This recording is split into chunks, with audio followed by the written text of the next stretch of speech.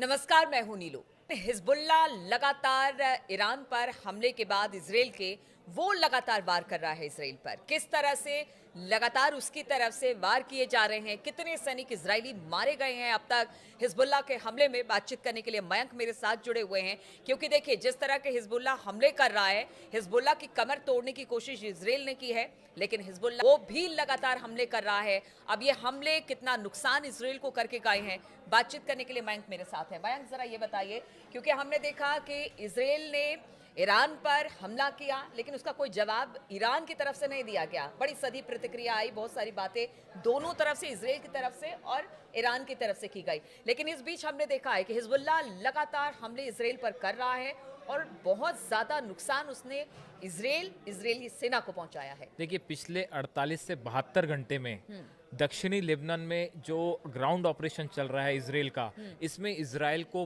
बड़ा झटका लगा है। ऐसी खबरें आ रही हैं कि कई इजरायली सैनिकों की मौत हो गई है और जो उत्तरी इजराइल के हॉस्पिटल्स हैं वो इजरायली सैनिकों से भरे पड़े हैं। कितने सैनिक घायल हैं, कितनों की मौत हो गई है, इस बारे में देखिए इजराइल की तरफ से कोई पुख्ता आंकड़ा कभी सामने नहीं आता है। तो इजराइल कभी नहीं मानेगा इस बात को, लेकिन जो सोशल मीडिया पे चर्चाएं हैं उसके मुताबिक सैकड़ों इजरायली सैनिकों की पिछले 48 से 72 घंटे में मौत हुई है और वहाँ के जो अस्पताल हैं उत्तरी इजराइल के, वो इजरायली सैनिकों से भरे पड़े हुए हैं। ये बहुत बड़ा ग्राउंड ऑपरेशन में झटका है इजराइल को, पहली बात। दूसरी बात, इजराइल के जो मरकावा टैंक्स हैं, हमने पहले भी बताया था, इन पे लगातार हिजबुल्लाह अटैक कर रहा है और कई सारे मरकावा टैंक्स पिछले जब से ग्राउंड ऑपरेशन शुरू हुआ है उसके बाद से वो तबाह कर दिए गए। देखिए, पहले भी कहा गया था हिजबुल्लाह की तरफ से कि अगर टैंक्स के साथ आप अंदर आते हैं हम आपको पीछे धकेल देंगे, और बहुत सारी हानि हुई है, बड़ी संख्या में इजराइल के टैंक तबाह हैं। तो देखिए, जो ग्राउंड ऑपरेशन है, हम जो नीलू बार बार चर्चा कर रहे थे कि ये इजराइल के लिए बिल्कुल आसान नहीं होगा। ईरान पर जो इजराइल ने हमला किया उसके बाद से देखिए ईरान तो हमले की तैयारी में जुटा ही हुआ है, लेकिन इस दौरान पिछले 72 घंटे में हिजबुल्लाह की तरफ से जबरदस्त जो है वो हमले शुरू हो गए। और ना सिर्फ दक्षिणी लेबनान में जो ग्राउंड ऑपरेशन चल रहा है, ना सिर्फ वहां पे, बल्कि बीती रात भी जो है 70 रॉकेट्स फायर किए गए हैं उत्तरी इजराइल पे। अच्छा। जो कि इजराइल का कहना है कि हमने आयरन डोम सिस्टम ने उसको हवा में तबाह कर दिया, लेकिन हिजबुल्लाह का कहना है कि गिरे भी हैं कई ठिकाने पे। तो देखिए, कुल मिला के अब भी हिजबुल्लाह जो है वो एक बड़ी चुनौती बना हुआ है। देखिए, इजराइल का जो एयर स्ट्राइक्स हो रही हैं, चाहे वो F-35 से हो, चाहे मिसाइल स्ट्राइक्स हो, उसमें बड़ी बिल्डिंगें, इंफ्रास्ट्रक्चर तो तबाह हो रहा है, लेकिन आप देखिए कि जो हिजबुल्लाह की फोर्स है, जो उसके 70,000 करीब लड़ाके हैं, वो अब भी मौजूद हैं। आप टॉप लीडर्स को आप मार सकते हैं, उनके साथ जो कुछ लोग थे आपने उनको निशाना बनाया, लेकिन हिजबुल्लाह की बड़ी संख्या में लड़ाके अभी और भी हैं। सिर्फ लड़ाके की बात नहीं है, उनका जो सैन्य भंडार है वो भी अभी कह रहे हैं कि बहुत हद तक, क्योंकि उनकी अच्छी खासी फौज है मयंक हिजबुल्लाह की, और कह सकते हैं कि एक जो बड़े देश की फौज होती है उस उतनी बड़ी तो नहीं, लेकिन हाँ उसके टक्कर में जरूर है। बिल्कुल तो सही कह आप रहे हो एक दो लोगों को मार सकते हैं, पूरी की पूरी फौज खत्म नहीं कर सकते। हाँ, चुनौती यही फौज बनी हुई है। बिल्कुल ठीक कह रहे हो आप। देखिए, हो क्या रहा है, ये असल में जो इजरायली सोल्जर्स की कैजुअलिटी हो रही है, इनकी ये घायल हो रहे हैं, लगातार इन पे हमले हो रहे हैं, ये हो कैसे रहा है इसको समझने की ज़रूरत है। देखिए, दक्षिणी लेबनान में इजराइल कोशिश कर रहा है एक बफर जोन बनाने की।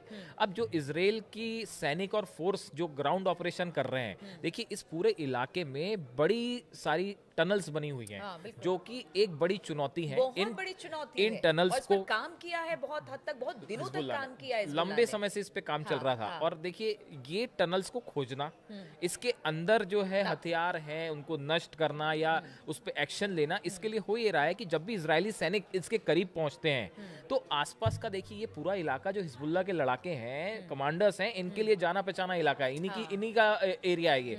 तो वो एम्बुश हो जाता है वहां पे। इजरायली सेना जैसे ही आगे बढ़ती है, सैनिक इन टनल्स के आसपास जो है वो माइंस बिछा रखी हैं हिजबुल्लाह ने। और ये जो डिफ्यूज बॉम्ब्स है, कहते हैं जो डिफ्यूज बॉम्ब्स हैं, इनके जरिए जो है वो माइंस बिछाई गई हैं। और इन माइंस के पास जैसे ही इजरायली सैनिक पहुंचते हैं, या तो इसमें ब्लास्ट कर दिया जाता है या इन पे जो है वो रॉकेट अटैक्स होते हैं। तो देखिए, हो ये रहा है कि ये जो इजरायली सैनिक हैं, ये कुछ कुछ ऐसा लगता है जैसे वियतनाम में अमेरिका जैसे फंस गया था, या अफगानिस्तान की आप बात करें, ऐसी ही हालात जो हैं वो दक्षिणी लेबनान में बनते जा रहे हैं। और अब देखिए, कोशिश ये है इजराइल की तरफ से, नेतन्याहू की तरफ से, कि जल्दी से जल्दी उस बफर जोन को बना दिया जाए। इसीलिए लगातार जो आप देखें हर रात को इजराइल की तरफ से जबरदस्त एयर स्ट्राइक्स हो रही हैं, और ये एयर स्ट्राइक्स के जरिए ही हिजबुल्लाह को पीछे धकेलने की कोशिश होती है। लेकिन देखिए एयर स्ट्राइक से बहुत ज़्यादा बड़े पैमाने पर आप इंफ्रास्ट्रक्चर तो ख़त्म कर सकते हैं, लेकिन उसमें कैजुअलिटी कम होती है। आपको ग्राउंड ऑपरेशन, ग्राउंड सेना जाके जब तक कैप्चर नहीं करेगी उस पूरे इलाके को, तब तक वहां पे पूरा कंट्रोल नेतन्याहू का और इजराइल का नहीं हो सकता। और इसमें बड़ा चैलेंज बनी हुई है ये टनल्स और हिजबुल्लाह के लड़ाके। ठीक है, ये तो सारी चीजें ग्राउंड पर काफी ज्यादा नुकसान इसराइल को हो रहा है, लेकिन अगर दूसरी तरफ बात की जाए, जिन लोगों को छुड़ाने के लिए, यानी जो इजरायली बंधक है उनको छुड़ाने के लिए इसराइल लगातार प्रयास कर रहा है, लगातार उसके सर्च ऑपरेशन भी चल रहे हैं, लगातार ये भी देखा जा रहा है कि किस तरह से कहां पर बंधक हो सकते हैं, एयर स्ट्राइक भी की गई है, लेकिन इसके बावजूद वो अपने लोगों को नहीं छुड़ा पा रहा है बैंक। और कल तो इसको लेकर प्रदर्शन तक भी हुआ है वहां पर, जबरदस्त प्रदर्शन। बिल्कुल सही कह रहे हो आप। इजरायली लोगों का हुआ है वहां। इजराइल में कल फिर एक बार जो है बड़ा प्रदर्शन हुआ, जिसमें हजारों की संख्या में लोग शामिल थे जो कि वॉर खत्म करने की बात कर रहे हैं। वो लगातार ये कह रहे हैं कि बंधक छूटने चाहिए, युद्ध करना नेतन्याहू आपका मकसद नहीं है। देखिए ये नेतन्याहू के लिए भी एक बड़ा सेटबैक से कम नहीं है। देखिए ईरान पे हमला होता है, जिसको लेके ये बार बार चर्चाएं हैं, इस तरह का संदेश गया है कि भाई ये बड़ा हमला नहीं था, आप बड़ा हमला नहीं कर पाए, अभी तक आप बंधक छुड़ा के नहीं आ पाए हैं। तो एक अपोजिशन, ना सिर्फ इजराइल में अपोजिशन, बल्कि बड़ी संख्या में लोग हैं जो इस तरह के सोशल मीडिया पे चर्चाएं हो रही है, कहा जा रहा है कि नेतन्याहू अपने टारगेट से भटक गए हैं। भाई आपका मूल मकसद था उन बंधकों को छुड़ाना जो कि गजा में जिनको बंधक बनाया गया था। अब देखिए वहां पे ये है कि, और ये भी कह रहे हैं कि इतने सारे मोर्चे खोलने की क्या जरूरत थी। मेन जिस चीज के लिए इजराइल ने हमास पर हमला किया वो यही था कि आपने हमला किया, आप हमारे लोगों को लेकर गए, बंधक बनाए, लेकिन अब तो उसने चौतरफा हमले, चाहे हुती से हो या हिजबुल्लाह से हो, ईरान से हो, हर जगह मोर्चा खोल दिया, जिसका खामियाजा वहां की जनता को भुगतना पड़ रहा है। हालात ये हैं कि अभी बताया जा रहा है कि 2 दिन पहले नेतन्याहू एक प्रोग्राम में संबोधित करने गए थे, उन्हें वहाँ भाषण देना था, और जब वो भाषण दे रहे थे उसी बीच में जो ऑडियंस थी इजराइल की, उसमें से काफ़ी सारे लोग खड़े हुए और वो एंटी नेतन्याहू और एंटी वॉर नारे लगाने लगे। हालात ये हुई कि नेतन्याहू अपनी स्पीच कंप्लीट नहीं कर पाए और उनको बीच में भाषण छोड़ना पड़ा। तो देखिए कहना हम ये चाह रहे हैं कि एक इजराइल में भी एक बड़ा गुस्सा है, एक बड़ा वर्ग है जो, हाँ, और ये चाहता है वो कि ये वॉर वाली स्थिति खत्म हो। देखिए हालात इजराइल में भी बहुत अच्छे नहीं है। हाँ। अगर आप आईएमएफ की बात करें, आईएमएफ ने इजराइल की ग्रोथ रेट को 0.7% कर दिया है। बहुत देखिए ये जो है, ये इजराइल ने पिछले 40-45 सालों में एक जो विकसित राष्ट्र का रुतबा और स्टेचर हासिल किया है, इसके लिए ये बड़ा झटका है। और देखिए कहीं ऐसा ना हो कि अगर ऐसे ही हालात चलते रहे और ये लंबा खिंच गया मामला, जो कि अभी खत्म होता नहीं दिख रहा है, और नेतन्याहू अगर इसी तरह से आगे बढ़ते रहे और हिजबुल्लाह के साथ इसी तरह लड़ाई चलती रही, तो कहीं ऐसा ना हो कि इजराइल का जो डेवलप्ड नेशन का जो दर्जा है वही छीन लिया जाए। तो राष्ट्रपति हैं पेजेश्कियान, इनकी तरफ से कहा जा रहा है कि हम अपनी रक्षा के लिए किसी भी हद तक जा सकते हैं। आप बयान का नेचर समझिए। ईरान जो है, ईरान बड़ा ही इस पूरे मामले में, एक तो वो डिप्लोमेटिक तरीके से दुनिया को अपने फेवर में करने की कोशिश कर रहा है, और दूसरी तरफ जल्दबाजी में कोई कदम नहीं उठाना चाहता। ईरान का यहाँ पे देखिए एक जो रिस्पॉन्स है वो बड़ा सधा हुआ है। पेजेश्कियान कह रहे हैं कि भाई हम अपनी रक्षा के लिए किसी भी हद तक जा सकते हैं। मतलब ईरान ने उसको इस तरह से लिया कि भाई इजराइल का हमला जो था वो हमारी संप्रभुता पे हमला था और हम बड़ा सोच के कदम उठाएंगे। अब देखिए इस्माइल बघाई हैं, ये विदेश मंत्रालय के, ईरान की विदेश मंत्रालय के प्रवक्ता हैं, इनकी तरफ से बयान आया है कि जरूरत पड़ेगी तो हम किसी भी हथियार का इस्तेमाल करने से नहीं चूकेंगे। बयान का नेचर समझिए।